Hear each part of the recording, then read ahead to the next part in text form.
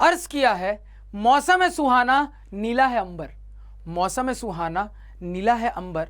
आज हम सीखेंगे कि कैसे प्रूव करते हैं इर्रेशनल नंबर। बोलो बाबा। तो हेलो दोस्तों, मैं हूं प्रिंस और स्वागत करता हूं आपका 24/7 class 9th and 10th channel पे। तो मैं हूं आप लोगों का मैथ्स मेंटोर और हम क्लास 10th में मैथमेटिक्स में अपने पहले चैप्टर रियल नंबर्स की कहानी देख रहे थे, जहां पे हम अपने चैप्टर के बिल्कुल एंड पे आ चुके हैं, यानी कि चैप्टर खत्म ही होने वाला है। तो ऑलरेडी इस चैप्टर में बहुत सारे लेक्चर्स हो गए हैं, तो उम्मीद करूंगा कि उन सारे लेक्चर्स को आप लोगों ने देख रखा है, क्योंकि बहुत इंपॉर्टेंट लेक्चर्स हैं, मिस नहीं करने हैं।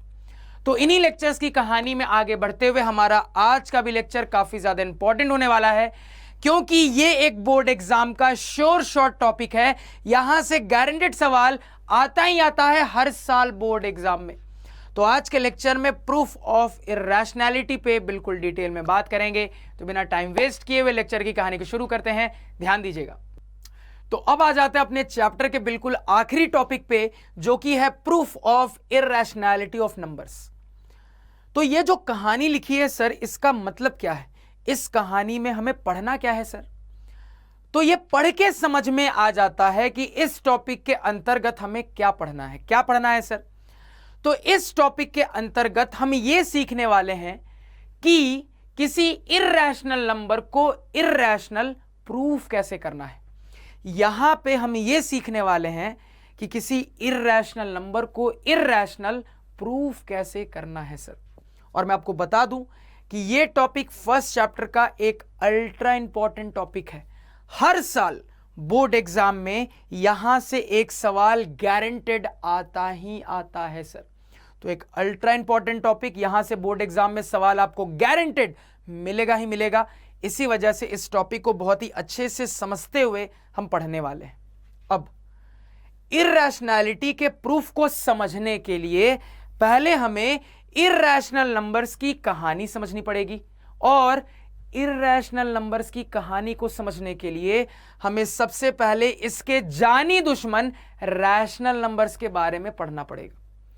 तो रैशनल नंबर्स किसको कहते हैं, रैशनल नंबर होने के लिए क्या क्या कंडीशंस होती है, ये ऑलरेडी हम अपनी बचपन की क्लासेस से पढ़ते हुए आ रहे हैं। फटाफट तरीके से एक बार रिवाइज कर लेते हैं, ध्यान से सुनिएगा। तो कब कहेंगे सर कि कोई नंबर रैशनल नंबर है? तो तुरंत कह दोगे सर कि अगर मैं किसी नंबर को p/q फॉर्म में एक्सप्रेस कर सकता हूं, अगर मैं किसी नंबर को फ्रैक्शन फॉर्म में एक्सप्रेस कर सकता हूं, जहां पे p और q दोनों के दोनों इंटीजर्स होने चाहिए, इसके साथ साथ मेरा जो डिनोमिनेटर q है ये कभी भी 0 के बराबर नहीं होना चाहिए। तो अगर मेरा गिवन नंबर ये सारी कंडीशंस को फुलफिल कर देता है, तो हम तुरंत कह देते हैं कि मेरा वो नंबर एक रैशनल नंबर होगा। तो रैशनल नंबर की डेफिनेशन कहती है कि अगर आप किसी नंबर को p/q फॉर्म में फ्रैक्शन फॉर्म में एक्सप्रेस कर सकते हो, जहां पे न्यूमरेटर और डिनोमिनेटर p और q हमेशा इंटीजर्स होने चाहिए, इसके साथ साथ डिनोमिनेटर q कभी भी 0 के बराबर नहीं होना चाहिए। अगर ये सारी कंडीशंस फुलफिल होती है तो मैं कह दूंगा कि मेरा नंबर एक रैशनल नंबर होगा। अब फट से मेरे को बताओ कि सारी बातें जो कि रैशनल नंबर कहलवाने के लिए जरूरी थी, वो सारी बातें हमने बोल दी या फिर कुछ छूट रहा है? सोचो थोड़ी देर, दिमाग पे जोर डालो। तो जवाब आना चाहिए सर कि रैशनल नंबर की डेफिनेशन में आपने 90% बातें बोल दी है, एक इंपॉर्टेंट बात छूट रही है, जो कि अगेन बहुत ज्यादा इंपॉर्टेंट है। तो क्या बात डेफिनेशन में छूट रही है, इसको रिवाइज कर लेते हैं, ध्यान से सुनिएगा। तो रैशनल नंबर की डेफिनेशन में एक और इंपॉर्टेंट बात कुछ इस प्रकार होती है कि ये जो p/q फॉर्म होता है, ये जो फ्रैक्शन का फॉर्म होता है, ये बिल्कुल अपने सिंपलेस्ट फॉर्म में होना चाहिए। तो ध्यान में हम ये रखेंगे सर कि ये जो p/q का फॉर्म होता है, ये जो फ्रैक्शन का फॉर्म होता है, ये बिल्कुल अपने सिंपलेस्ट फॉर्म में होना चाहिए। अब जाके रैशनल नंबर की डेफिनेशन कंप्लीट हुई, यानी कि कंप्लीट डेफिनेशन ये कहती है कि अगर मैं किसी नंबर को p/q फॉर्म में एक्सप्रेस कर सकता हूं, जहां पे मेरे फ्रैक्शन का फॉर्म बिल्कुल सिंपलेस्ट फॉर्म में हो, इसके साथ साथ p और q दोनों के दोनों इंटीजर्स हो, इसके साथ साथ डिनोमिनेटर q कभी भी 0 के बराबर नहीं होना चाहिए। अगर ये सारी कंडीशंस फुलफिल होती है तभी मैं अपने नंबर को रैशनल नंबर बोल सकता हूं सर। तो ये वाली बात बहुत सारे बच्चे भूल जाते हैं, आप लोग कभी मत भूलिएगा सर।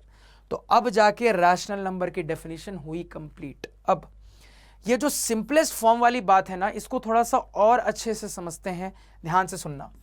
तो कहोगे सर बचपन के क्लासेस में हमने सीखा था कि कब कोई फ्रैक्शन सिंपलेस्ट फॉर्म में है कहलाता है या सिंपलेस्ट फॉर्म में नहीं है ये कहलाता है। ये हम बचपन की क्लासेस में सीख चुके हैं, एक बार रिवाइज कर लेते हैं।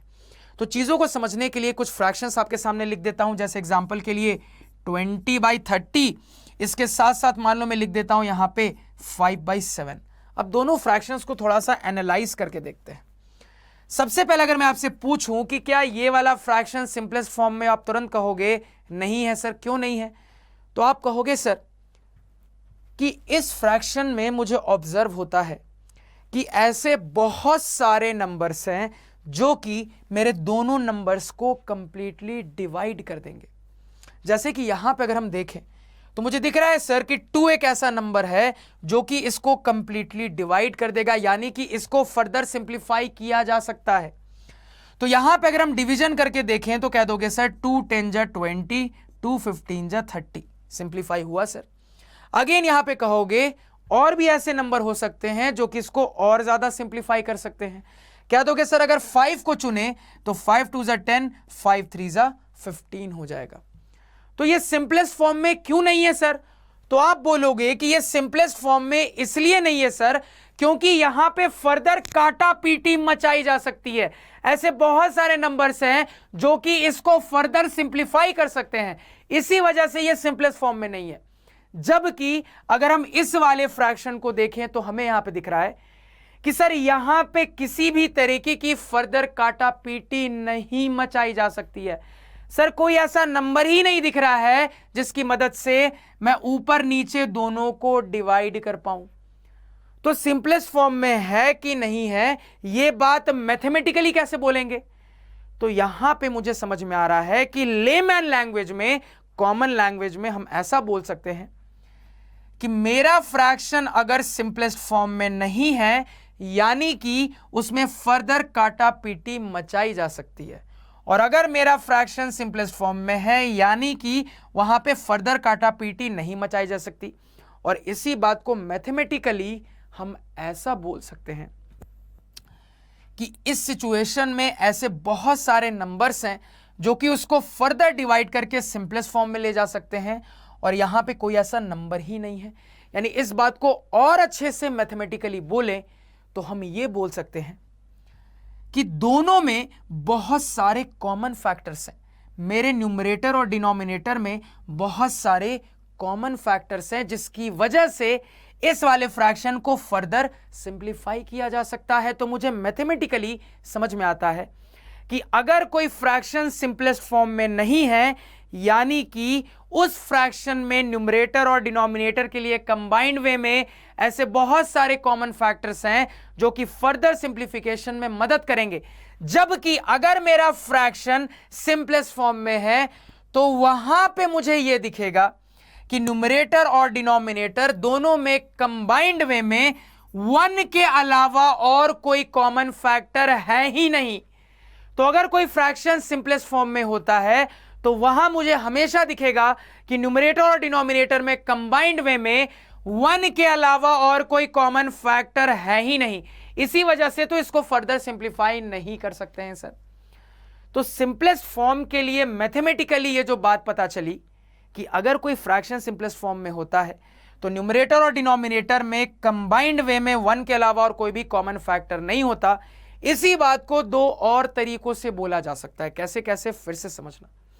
एक और तरीके से इसी बात को मैं ऐसा बोल सकता हूं कि अगर मेरा फ्रैक्शन सिंपलेस्ट फॉर्म में है तो उस सिचुएशन में न्यूमरेटर और डिनोमिनेटर का जो एचसीएफ होगा वो 1 के बराबर होगा। बोल सकता हूं कि नहीं? बिल्कुल बोल सकता हूं। कैसे? लगाओ लॉजिक।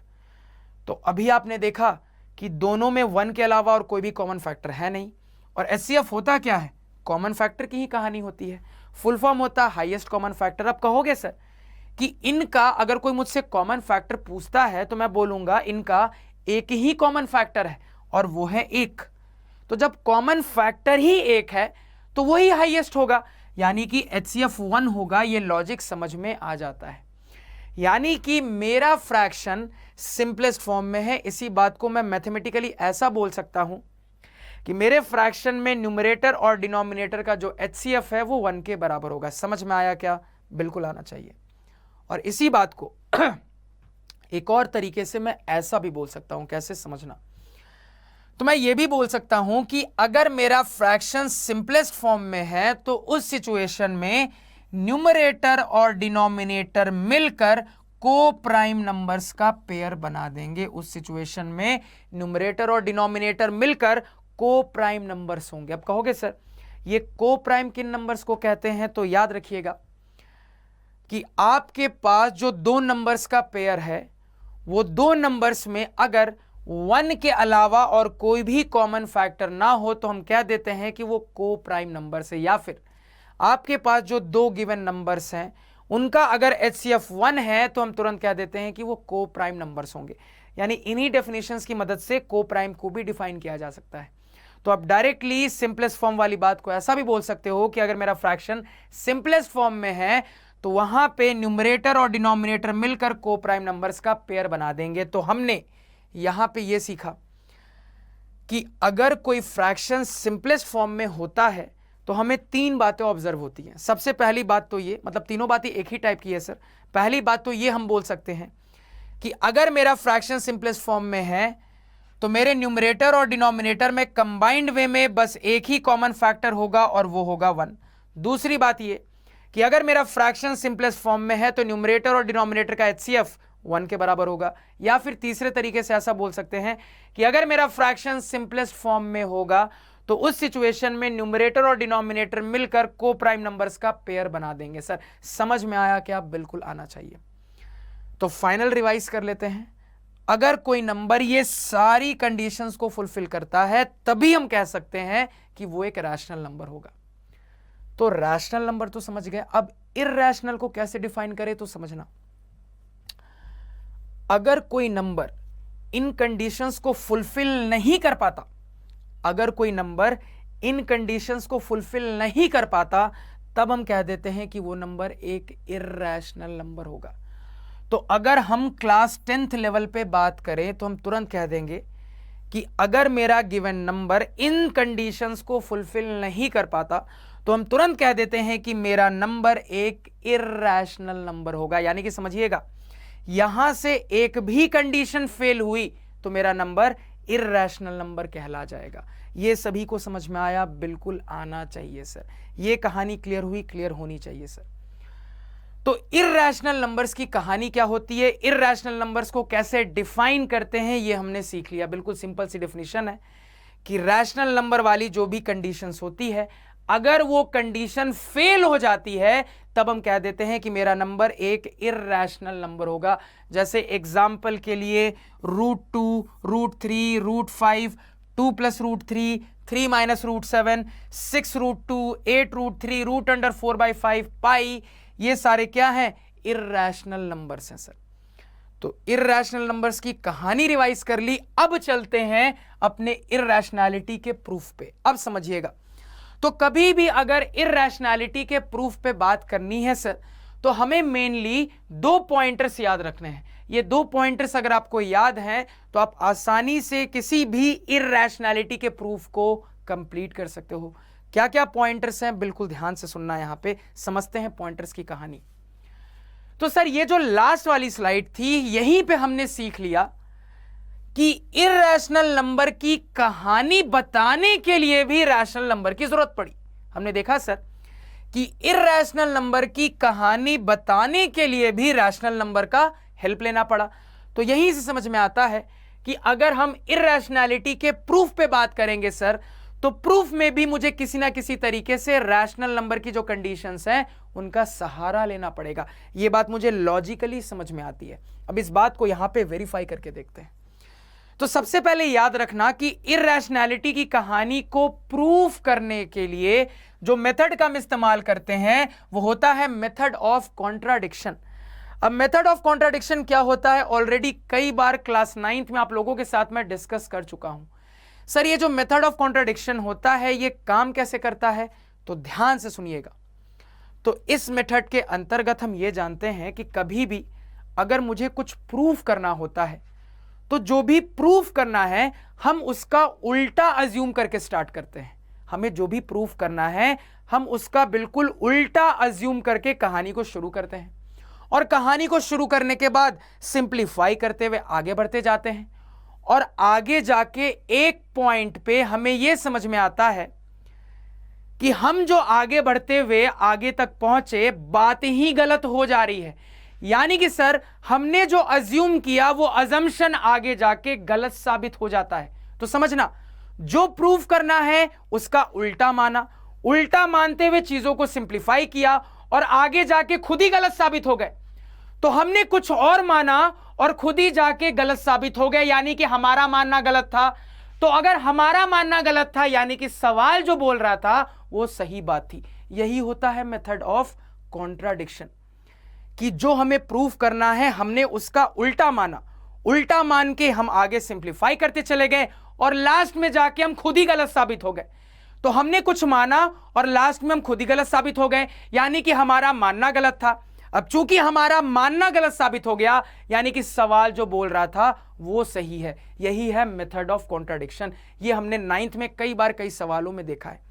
तो इर्रेशनैलिटी में इसी मेथड ऑफ कॉन्ट्राडिक्शन का हम इस्तेमाल करने वाले हैं। अब लगाओ लॉजिक कि सर मेथड ऑफ कॉन्ट्राडिक्शन यहां पे कैसे काम कर रहा होगा। कुछ लॉजिक लगा पा रहे हो? अभी अभी तुमने देखा है कि इर्रेशनैलिटी को डिफाइन करने के लिए भी रैशनैलिटी की जरूरत पड़ती है। तो आपका लॉजिक चलना चाहिए कि सर हमें इर्रेशनल प्रूफ करना है तो हम उल्टा मान लेंगे, कॉन्ट्राडिक्शन का मेथड। तो हम अपने गिवन नंबर को एक रैशनल नंबर मान लेंगे। अब रैशनल नंबर मानने के बाद हम चीजों को सिंप्लीफाई करते जाएंगे और लास्ट में आते आते एक पॉइंट पे हमें यह समझ में आ जाएगा कि हमारा मानना ही गलत था। तो हमने रैशनल नंबर माना और हमारा मानना ही गलत साबित हो गया, जिससे इनडायरेक्टली ये प्रूव हो जाता है कि हमारा नंबर एक इर्रेशनल नंबर ही था शुरुआत से। तो कॉन्ट्राडिक्शन कैसे काम करेगा इसका भी हिंट हमें मिल जाता है। अब एक मजेदार बात समझना, तो कॉन्ट्राडिक्शन को हमने कैसे स्टार्ट किया? हमने ऐसे स्टार्ट किया कि हमने अपने गिवन नंबर को उल्टा अज्यूम किया, एक रैशनल नंबर अज्यूम किया और आगे जाके गलत साबित हो जा रहे हैं। अब खुद सोचो कि रैशनल नंबर मानने के बाद आगे जाके गलत कैसे साबित हो गए होंगे। तो अगेन जो पढ़ा है उससे तुम्हारा दिमाग चलना चाहिए कि सर रैशनल नंबर की हमने कुछ कंडीशंस देखी है। जरूर जब आप रैशनल नंबर मान के आगे बढ़ रहे होगे तो कोई कंडीशन रैशनल नंबर की फेल हो गई होगी, तभी हमारा मानना गलत साबित हो गया होगा। तो यहीं पे बहुत पहले से समझ में आ जा रहा है कि प्रूफ में कहां कहां क्या क्या होने वाला है। जरूर रैशनल नंबर मानने के बाद रैशनल नंबर की कोई कंडीशन फेल हो जाती है। अब समझना, अगेन प्रूफ के दौरान आपको एक थ्योरम यूज होता हुआ दिखेगा जो कि आपने फंडामेंटल थ्योरम ऑफ अर्थमेटिक में शुरुआत में पढ़ा था। याद करिए, हमने एक थ्योरम पढ़ा था कि मान लो हमें गिवन हो कि p कोई प्राइम नंबर है।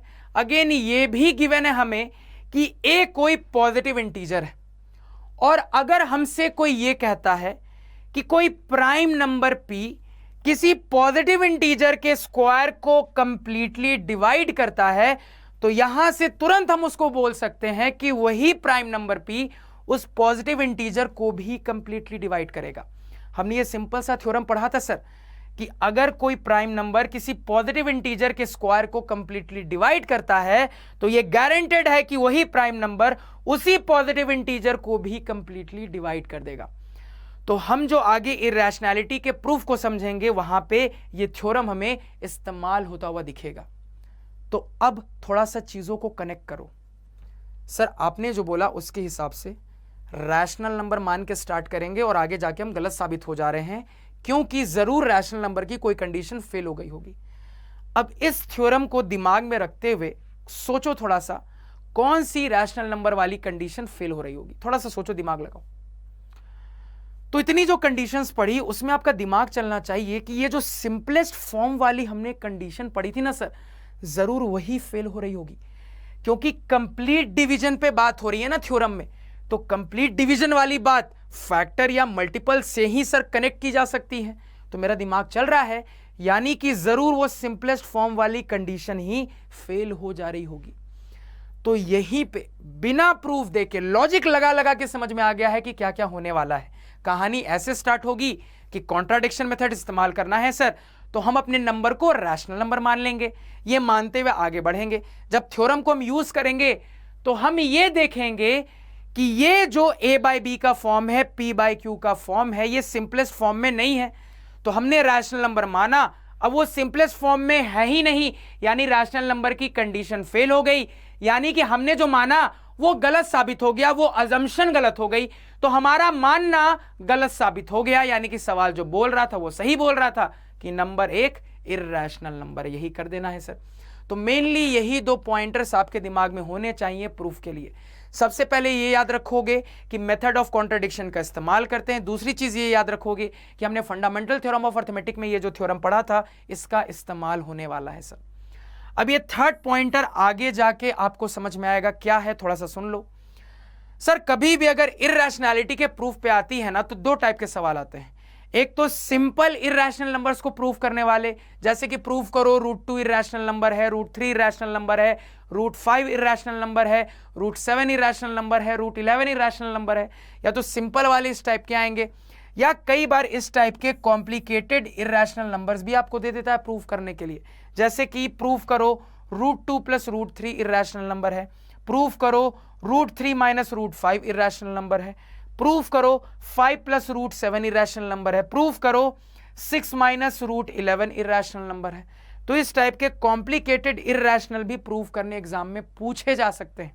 अब मजेदार बात यह है कि इसका जो प्रूफ होता है ये सिंपल वाले के कंपैरिजन में और आसान होता है। जी हां, कॉम्प्लिकेटेड दिख रहा है, प्रूफ कंपैरेटिवली आसान होता है, क्योंकि हम अपने प्रूफ में इन्हीं इंडिविजुअल रैशनल नंबर्स की कहानी को इस्तेमाल कर देते हैं। ये जो अंदर में इर्रेशनल नंबर छिपे हैं ना, इन्हीं को इंडिविजुअल तरीके से इस्तेमाल करके प्रूफ करते हैं। कैसे, जब आगे सवाल देखेंगे तो समझेंगे सर। तो इर्रेशनल नंबर की कहानी क्या है ये समझ लिया, इर्रेशनल नंबर के प्रूफ पे किस तरीके से बात करनी है ये भी समझ लिया। अब जो सीखा है बस कंसेप्ट को अप्लाई कर देते हैं फटाफट। देखो कैसे प्रूव होता है, ध्यान से सुनना। तो ये रहा सर हमारा सवाल, proof that √2 is an irrational number. हमें यह साबित करके दिखाना है कि ये एक इर्रेशनल नंबर होगा। तो अभी अभी जो स्टेप सीखे उसको याद रखना। तो पहला स्टेप क्या था सर, मेथड ऑफ कॉन्ट्राडिक्शन। तो मेथड ऑफ कॉन्ट्राडिक्शन यहां पे कैसे काम करेगा, तो इर्रेशनल नंबर प्रूफ करना है, उल्टा मान लेंगे, यानी कि ये मान लेंगे सर कि √2 एक रैशनल नंबर होगा। ये मान लेंगे कि √2 एक रैशनल नंबर होगा, ये हमने मान लिया, लेट, ठीक है सर। अब √2 रैशनल नंबर होगा, इस बात को मैथमेटिकली कैसे बोलेंगे, तो अभी सिखाया है सर। मैथमेटिकली इस बात को बोलने का मतलब यह है कि ये p/q फॉर्म में होगा, ये कुछ a/b फॉर्म में होगा, जहां पे a और b इंटीजर्स होने चाहिए, b 0 के बराबर नहीं होना चाहिए, और इसके साथ साथ ये भी याद रखिएगा कि ये a/b का फॉर्म, ये फ्रैक्शन का फॉर्म बिल्कुल सिंपलेस्ट फॉर्म में होना चाहिए सर। तो ये सारी कंडीशंस लिख देना कि ये सिंपलेस्ट फॉर्म में होना चाहिए। सिंपलेस्ट फॉर्म का मतलब ये है कि a और b का HCF 1 होना चाहिए, यानी कि 1 के अलावा इनका कोई भी कॉमन फैक्टर नहीं होना चाहिए सर। यही मतलब है ना सिंपलेस्ट फॉर्म का, अभी हमने सीखा था। तो सिंपलेस्ट फॉर्म होना चाहिए, a b इंटीजर्स होने चाहिए, इसके साथ साथ आपका डिनोमिनेटर भी 0 के बराबर नहीं होना चाहिए। यानी जितनी कंडीशंस थी सारी हमने लिख दी। तो ये हमने अज्यूम करके स्टार्ट किया। अब क्या करेंगे यहां पे समझना, अब कर लेते हैं क्रॉस मल्टीप्लाई, सिंप्लीफाई करते जाते हैं सर। तो क्रॉस मल्टीप्लाई करेंगे तो कह दोगे a बराबर √2b हो जाएगा। अब आपको बहुत अच्छे से पता है सर कि कभी भी किसी कहानी में रूट आ जाता है तो प्रिंस सर ने सिंप्लीफाई करने का एक ब्रह्मास्त्र बता रखा है। कभी भी किसी कहानी में रूट मिले तो रूट को गायब करने का तरीका होता है स्क्वायर कर देना। तो रूट गायब करने के लिए आपको स्क्वायर करना पड़ेगा। अब अकेला स्क्वायर बस इस तरफ तो करोगे नहीं, आपको पता है सर चीजों को बैलेंस करना है। अब बैलेंस करने के लिए जो भी करोगे इक्वेशन के दोनों साइड करोगे सर। तो स्क्वायर भी दोनों साइड करेंगे, तो स्क्वायरिंग बोथ साइड्स। अब दोनों साइड स्क्वायर कर देंगे तो ये बन जाएगा a स्क्वायर, √2 का स्क्वायर बन जाएगा 2, b का स्क्वायर आपका बन जाएगा, b का स्क्वायर बन जाएगा b स्क्वायर। तो स्क्वायरिंग बोथ साइड्स कर लेंगे तो ये निकल के आ जाएगा सर। अब देखो, अब ये जो चीज यहां पे निकल के आ रही है, इससे मुझे क्या समझ में आ रहा है, ध्यान से समझना। अगर मैं आपको कहता हूं 6 बराबर 2 गुने 3, तो क्या मैं इसी बात को यहां पे ऐसा नहीं बोल सकता कि 2 और 3 ये दोनों ही 6 के फैक्टर्स होंगे? बिल्कुल बोल सकता हूं।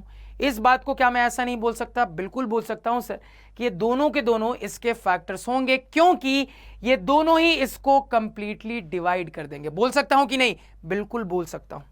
बस इसी लॉजिक को यूज करते हुए समझना यहां पे। तो इसी लॉजिक के हिसाब से यहां पे चूंकि ये वाली चीज समथिंग इंटू समथिंग है, तो क्या मैं ये नहीं बोल सकता कि 2 जो होगा ये a स्क्वायर को कंप्लीटली डिवाइड कर देगा? बिल्कुल बोल सकता हूं सर। इसी लॉजिक से दिस बराबर समथिंग इंटू समथिंग, तो मैं बोल सकता हूं कि ये इसको कंप्लीटली डिवाइड कर देगा।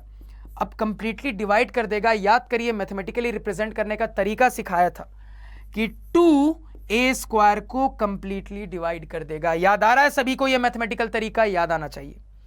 तो यहां से मैं बोल दूंगा कि 2 जो होगा सर ये a स्क्वायर को कंप्लीटली डिवाइड कर देगा। अब बताओ कुछ दिखा क्या? कुछ दिखा क्या? जल्दी बताइए। तो कहोगे बिल्कुल दिखा सर, हमें थ्योरम लगता हुआ दिख रहा है। दिख रहा है सर कि प्राइम नंबर है जो कि किसी पॉजिटिव इंटीजर के स्क्वायर को कंप्लीटली डिवाइड कर रहा है, यानी कि अपने थ्योरम की मदद से बोल देंगे कि चूंकि ऐसा हो रहा है, इसी वजह से मेरा ये प्राइम नंबर मेरे पॉजिटिव इंटीजर को भी कंप्लीटली डिवाइड कर देगा, यानी कि 2a को भी कंप्लीटली डिवाइड कर देगा। अब 2a को भी कंप्लीटली डिवाइड कर देगा, इसका क्या मतलब है? इसका मतलब यह है सर कि 2a का एक फैक्टर होगा। इसका मतलब क्या है सर? कि 2a का एक फैक्टर होगा। तो यहां पे हमने पता कर लिया कि 2 is a factor of a। लिख लेते हैं 2 is a factor of a। ये हमारे पास निकल के आया है। इसको हम इक्वेशन नंबर 1 मान लेंगे। अब आगे बढ़ते हैं, फिर से ध्यान से समझना। अब यहां पे अगर थोड़ा सा आगे बढ़ा जाए तो कहानी कुछ इस प्रकार हो जाती है, ध्यान से सुनिएगा। तो ये जो स्टेप आया है, इसके बाद ये जो हमने लिखा सर कि 2 is a factor of a, यानी कि 2a को कंप्लीटली डिवाइड कर देगा। इसी चीज को अब मैं कुछ ऐसा नहीं लिख सकता, समझना सर। हमने एक रूल पढ़ा है कि डिविडेंड बराबर divisor into quotient plus remainder. क्या हमने बचपन के क्लासेस में नहीं पढ़ा था? बिल्कुल पढ़ा था। तो अगर 2a को कंप्लीटली डिवाइड कर रहा है तो मान लेते हैं रैंडमली कि कुछ कोशेंट रहा होगा c। कोशेंट क्या मुझे नहीं पता, मान लेते हैं कोशेंट रहा होगा c। तो इस रूल के हिसाब से हम यहां पे ये बोल सकते हैं सर कि डिविडेंड बराबर divisor into quotient plus remainder, बोल सकते हैं सर। तो +0 लिखने का कोई मतलब है नहीं, तो इसको सिंपली मैं इतना ही दूर रहने देता हूं सर। तो ये वाली बात अब हम यहां पे बोल सकते हैं। अब देखो, अब ये बोलने के बाद क्या दिमाग लगाना है? तो आपका दिमाग चलना चाहिए कि सर जो कहानी शुरू हुई थी वो a स्क्वायर पे चल रही थी, तो क्यों ना इसको भी a स्क्वायर पे बदल ले, क्योंकि अगर a स्क्वायर पे बदल लेंगे तो यहां से चीजों को कनेक्ट कर पाएंगे। तो अगर a स्क्वायर पे बदलना है तो स्क्वायर करना पड़ेगा, और स्क्वायर करने के लिए कैसे करोगे? Squaring both sides. दोनों साइड स्क्वायर करोगे तो क्या दोगे सर? a स्क्वायर बराबर 4c स्क्वायर हो जाएगा। अब जैसे ही आपने ये किया, फिर से ये वाला लॉजिक तुरंत यहां पे, अब आप देखो क्या बोलोगे, समझना। तो a स्क्वायर की जो वैल्यू है ये इसके बराबर है सर, यहीं पे दिख रहा है a स्क्वायर की वैल्यू इसके बराबर है। अगर हम सब्स्टिट्यूट कर दें तो यहां पे हम लिख सकते हैं a स्क्वायर बराबर 2b स्क्वायर बराबर 4c स्क्वायर, यानी थोड़ा सा सिंप्लीफाई कर लें तो 2 2 4 हो गया, यानी कि b स्क्वायर बराबर 2c स्क्वायर। यानी अब इस रूल को यूज कर ले तो यहां पे हम बोल सकते हैं सर कि 2b स्क्वायर को कंप्लीटली डिवाइड कर रहा है। 2 जो है ये b स्क्वायर को कंप्लीटली डिवाइड कर रहा है। फिर थ्योरम याद आता है सर, फिर थ्योरम वाली चीज दिखती है कि अगर एक प्राइम नंबर किसी पॉजिटिव इंटीजर के स्क्वायर को कंप्लीटली डिवाइड कर रहा है तो यहां से हम ये बोल सकते हैं कि वही प्राइम नंबर उस पॉजिटिव इंटीजर को भी कंप्लीटली डिवाइड कर देगा, यानी कि ये जो 2 होगा ये b को भी कंप्लीटली डिवाइड कर देगा। अपने थ्योरम की मदद से बोल सकते हैं तो 2b को भी कंप्लीटली डिवाइड कर देगा। इसी बात को मैं ऐसा नहीं बोल सकता क्या कि 2 जो है ये b का एक फैक्टर होगा, बिल्कुल बोल सकता हूं। तो यहां से कह सकता हूं सर कि 2 is a factor of b, 2 is a factor of b, ये मैं बोल सकता हूं। अब समझना सर, शुरुआत में ही जब आपको प्रूफ समझा रहा था तो मैंने आपको बहुत क्लियरली ये सिखाया था कि यही सिंपलेस्ट वाली कंडीशन फेल होने वाली है। अब सिंपलेस्ट वाली कंडीशन फेल कैसे होगी? तो सिंपलेस्ट को मैथमेटिकली हमने बोलने का तरीका सीखा था कि ए और बी का HCF 1 होना चाहिए, ए और बी में 1 के अलावा और कोई भी कॉमन फैक्टर नहीं होना चाहिए, जबकि हमें यहां पे यहां से और यहां से क्लियरली दिख रहा है कि ए और बी, क्लियरली दिख रहा है ए और बी दोनों का 1 के अलावा कोई और कॉमन फैक्टर आ रहा है और ये आ रहा है 2। तो यहां से हमें यह पता था कि रैशनल नंबर होने के लिए इसको सिंपलेस्ट फॉर्म में होना पड़ेगा, और सिंपलेस्ट फॉर्म में होने के लिए इनमें 1 के अलावा और कोई भी कॉमन फैक्टर नहीं होना चाहिए। जबकि हमने यहां पे देख लिया सिंप्लीफाई करके कि इनका 1 के अलावा और कोई कॉमन फैक्टर है, इनका 1 के अलावा एक और कॉमन फैक्टर है 2, यानी कि हमारा मानना ही गलत साबित हो गया सर, क्योंकि ये जो चीज आ रही है, ये वाली चीज इस बात को कॉन्ट्राडिक्ट कर देती है, क्योंकि इस बात में हमें यह पता है कि 1 के अलावा और कोई कॉमन फैक्टर नहीं होना चाहिए, और लास्ट में कंडीशन आ रही है कि 1 के अलावा इसका कोई कॉमन फैक्टर है, 1 के अलावा इनके कॉमन फैक्टर है, तो बात कॉन्ट्राडिक्ट हो रही है सर, यानी कि हमारा मानना गलत था, हमारा अजम्पशन गलत था। तो यहां से कॉन्ट्राडिक्शन से अब लास्ट में लिख देंगे therefore it is proved that √2 is an irrational number. यही आपको अच्छे से लिख लेना है कॉपी पे, फटाफट पहले ये कहानी नोट डाउन करिए अपने लैंग्वेज में। एक बार और समझा रहा हूं, ध्यान से सुनना। देखो, कॉन्ट्राडिक्शन मेथड सीख लिया था, इस्तेमाल कैसे करेंगे सर? तो स्टार्ट करते हैं उल्टा मान के। इर्रेशनल प्रूफ करना था, रैशनल मान के स्टार्ट किया। अब रैशनल माना है तो रैशनल की सारी कंडीशन फुलफिल होनी चाहिए। क्या क्या कंडीशन होती है?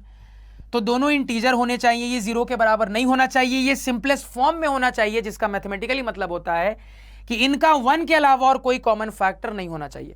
शुरुआत में ही समझ लिया था कि यही सिंपलेस्ट वाली जो बात है ये खराब हो जाने वाली है और मेरा प्रूफ कंप्लीट होगा।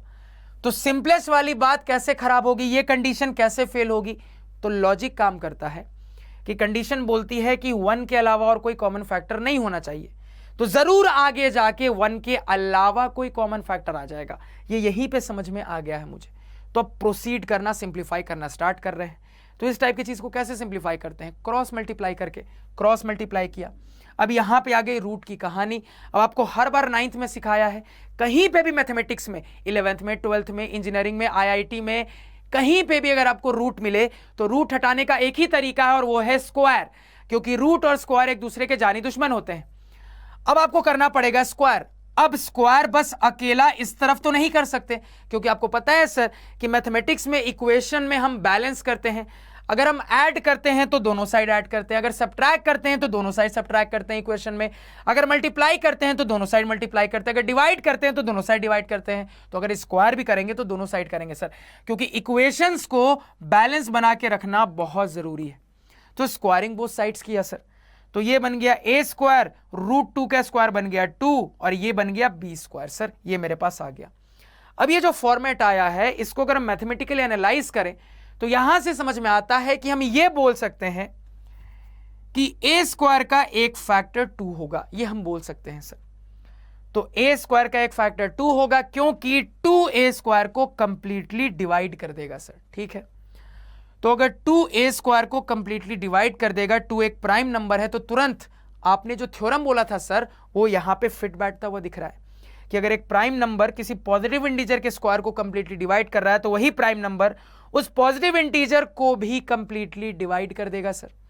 तो अगर 2a² को कंप्लीटली डिवाइड कर रहा है तो यही 2a को भी कंप्लीटली डिवाइड कर देगा, यानी कि अब मैं यहां से बोल सकता हूं कि चूंकि 2a को कंप्लीटली डिवाइड कर रहा है यानी कि 2a का एक फैक्टर है, तो 2a का एक फैक्टर है।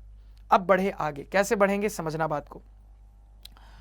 तो अगर 2a का एक फैक्टर है तो इस तरीके से हम इसको लिख सकते हैं सर, यानी कि 2a को कंप्लीटली डिवाइड कर देगा। तो मैंने डिवीजन का फॉर्म क्रिएट किया, तो अगर ये फैक्टर है कंप्लीटली डिवाइड करेगा तो रिमाइंडर आएगा 0, कुछ क्वोशंट आएगा। अब क्या आएगा क्वोशंट मुझे नहीं पता सर, तो क्वोशंट को रैंडमली कुछ मान लिया सी हमने। अब हम किसी भी डिवीजन के लिए फॉर्मूला पढ़ के आ रहे हैं क्लास 9 से, डिविडेंड बराबर divisor into quotient plus remainder, बस इसी फॉर्मूले को कर लेंगे अप्लाई। तो इस फॉर्मूले को अप्लाई करेंगे तो कह दोगे a बराबर 2c प्लस 0 लिखने का मतलब बनता नहीं है, तो a बराबर 2c को लिख लिया। अब ये लिखने के बाद आप कहोगे सर स्क्वायर क्यों किया, तो आपका दिमाग चलना चाहिए कि हम क्या करना चाह रहे हैं। तो जब हम प्रूफ कर रहे हैं सर, तो हम करना ये चाह रहे हैं कि हम ये साबित करने वाले हैं कि 1 के अलावा भी a और b के कुछ कॉमन फैक्टर होंगे। तो 1 के अलावा a का तो एक कॉमन फैक्टर मिल गया, अब b के लिए भी इसी तरीके से निकालना है। तो आपका दिमाग चलना चाहिए, अब b के लिए ही दिमाग लगाना है। तो यहां तो b नहीं है ना भैया, b कहां से लाया जाए, तो कहोगे सर b आ सकता है, क्यों, क्योंकि a को b से कनेक्ट करते हुए हम पहले ही इक्वेशन जानते हैं। लेकिन यहां पे जो a b को कनेक्ट कर रहा है वो स्क्वायर में कनेक्ट कर रहा है। अब स्क्वायर में कनेक्ट कर रहा है तो पहले मुझे इसको स्क्वायर में ले जाना पड़ेगा, तो मैंने इसको पहले स्क्वायर में चेंज किया, अब b से कनेक्ट करवा दिया, अब b की कहानी फिट बैठ गई है। अब इसी तरीके से बात b पे बोली जा सकती है। तो यहां पे हमने बोला ऐसा कि अगेन b स्क्वायर को इस तरीके से एक्सप्रेस कर सकते हैं, यानी कि हम बोल देंगे कि 2b स्क्वायर को कंप्लीटली डिवाइड कर देगा। फिर थ्योरम की कहानी फिट बैठती है, कह देंगे सर 2b को भी कंप्लीटली डिवाइड कर देगा। अब चूंकि 2b को भी कंप्लीट डिवाइड कर देगा तो इसी बात को मैं फैक्टर के टर्म में ऐसा बोल सकता हूं कि 2b का एक फैक्टर होगा।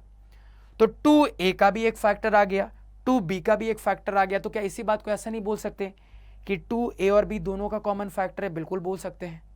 लेकिन सर शुरुआत में तो हमने ये देखा था कि a और b के बीच में 1 के अलावा तो कोई कॉमन फैक्टर और आना ही नहीं चाहिए था, यहां तो और कोई आ गया, यानी कि हम जो अजम्पशन मानते हुए आगे बढ़े, आगे जाके हम ही गलत साबित हो गए। तो यहां पे हमने जो माना वो गलत साबित हो गया, यानी कि सवाल जो बोल रहा था वो सही था सर। यानी इनडायरेक्टली ये प्रूव होता है कि ये एक इर्रेशनल नंबर। इसी को अच्छे से लैंग्वेज में लिखना है, पहले ये कहानी नोट डाउन कर लीजिए। क्लियर है सर। अब देखो इसी को लैंग्वेज में अच्छे से कैसे लिखेंगे, ध्यान से देखिएगा यहां पे। तो ऐसे स्टार्ट करोगे यहां पे प्रूफ, कैसे स्टार्ट करोगे सर, प्रूफ। ऑब्वियसली प्रूव है तो प्रूफ बोल के ही स्टार्ट करेंगे। तो यहां पे लिखेंगे कि अज्यूम या फिर लिख लो लेट, अज्यूम लिखो लेट लिखो एक ही बात है। तो अज्यूम या फिर let √2 be a rational number, √2 be a rational number. तो ये हमने यहां पे लेट कर लिया। अब लेट करने के बाद नीचे इसी की मैथमेटिक्स लिखेंगे, कंडीशन सेटिस्फाई करवाएंगे। तो चूंकि √2 एक रैशनल नंबर है तो यहां पे लिखेंगे देयरफॉर √2 बराबर a बाई बी। ठीक है सर। वेयर यहां पे या तो आप को प्राइम वाली बात लिख लो या HCF वाली बात लिख लो या 1 के अलावा और कोई कॉमन फैक्टर नहीं होगा, ये बात लिख लो। तीनों में से कोई भी बात आप बोल सकते हो, कोई दिक्कत नहीं है सर। तो यहां पे इसको मान लो हम ऐसा लिख लेते हैं, where HCF of a and b बराबर 1 एंड यहां पे कहोगे a and b are integers, a and b are integers and b यानी कि डिनोमिनेटर नॉट इक्वल टू 0। सारी कंडीशंस लिख ली सर रैशनल नंबर बोल के। अब सिंप्लीफाई करने का तरीका जानते हैं, क्रॉस मल्टीप्लाई करेंगे। तो क्रॉस मल्टीप्लाई करेंगे तो ये हो जाएगा a बराबर √2b।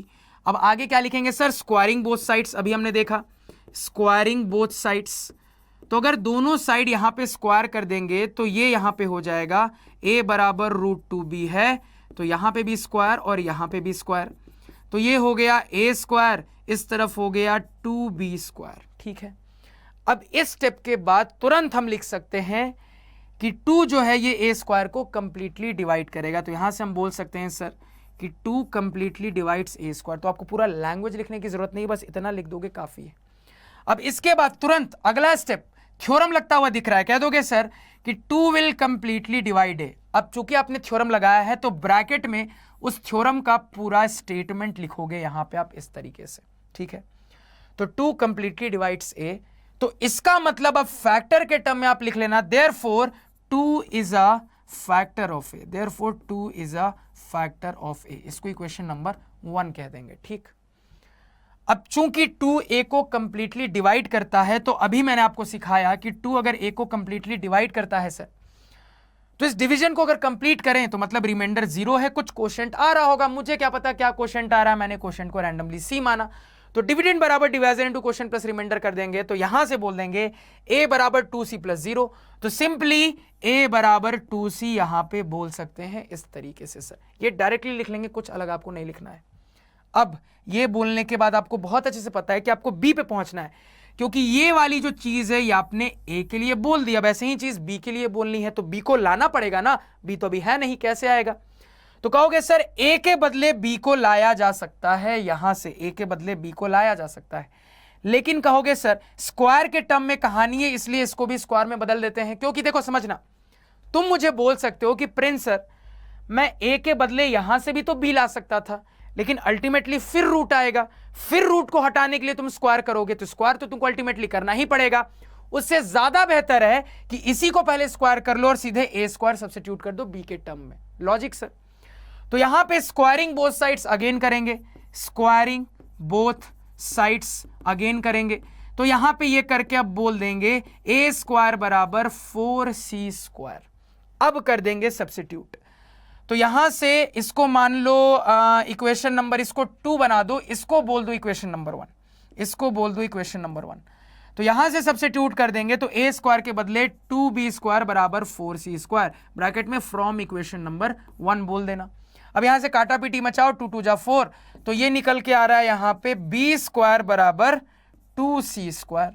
अब अगेन यही वाली कहानी फिट बैठती है, समथिंग बराबर समथिंग इनटू समथिंग, तो यहां से हम बोल सकते हैं 2 therefore 2 completely divides b square, यानी थ्योरम याद आता है 2 विल कंप्लीटली डिवाइड b, यहां से थ्योरम लगा के कह देंगे 2 will completely divide b, bracket में वही थ्योरम फिर से मेंशन कर देंगे सर। अब ये बोलने के बाद लास्ट में लिख लेंगे therefore 2 is also a factor of b, therefore 2 is also a factor of b, ये यहां पे बोल देंगे, इसको इक्वेशन नंबर 3 कह देंगे। इतना पहले नोट डाउन करो, इतना कर लिया नोट डाउन। अब ये बोलने के बाद आप लास्ट में लिखोगे from equation number 2 and equation number 3 we clearly observe that a and b have a common factor 2 other than 1, therefore our assumption is wrong, therefore we will say that root 2 is an irrational number। हो गया proof. फटाफट कहानी को note down करिए। तो चीजें समझ में आई, बिल्कुल आनी चाहिए सर यहां पे। तो इस लेक्चर को ज्यादा बड़ा बनाते नहीं है, तो यहां पे सारे कंसेप्ट को समझा, एक एग्जाम्पल ट्रायल प्रॉब्लम देख लिया। अब जो नेक्स्ट लेक्चर होगा वहां पे इसी टाइप के अलग अलग टाइप के और कुछ सवाल सॉल्व करेंगे, जिसके बाद चैप्टर ही कंप्लीट हो जाएगा सर। तो उम्मीद करता हूं इस लेक्चर में जो भी पढ़ाया वो आपको क्लियर है, कहीं कोई डाउट नहीं। अगर आपको लग रहा है कहीं कोई भी डाउट है सर, तो कमेंट सेक्शन में आप जरूर बताएं। आपके डाउट को प्रिंस सर हमेशा क्लियर करने की कोशिश करते हैं। तो लेक्चर अगर पसंद आया, लेक्चर में अगर मजा आया, तो जरूर से लेक्चर को शेयर करिए, लाइक करिए, अपने दोस्तों को बताइए कि एक ऐसे मैथ्स के टीचर हैं जो कि आप लोगों के लिए इतनी ज्यादा मेहनत करते हैं, पूरे शिद्दत के साथ मेहनत करते हैं सर। तो इसी को प्रॉपर तरीके से प्रेजेंट करना आपका होमवर्क रहेगा। एक और होमवर्क को लिख लो कि रूट 11 इर्रेशनल नंबर होगा, इसको प्रूव करके दिखाना है। सब कुछ सिखा चुका हूं, सबसे बनना चाहिए, ठीक है सर। तो पूरी कहानी यहां पे डिटेल में समझ ली, तो लेक्चर को यहीं पे एंड करते हैं। Thank you.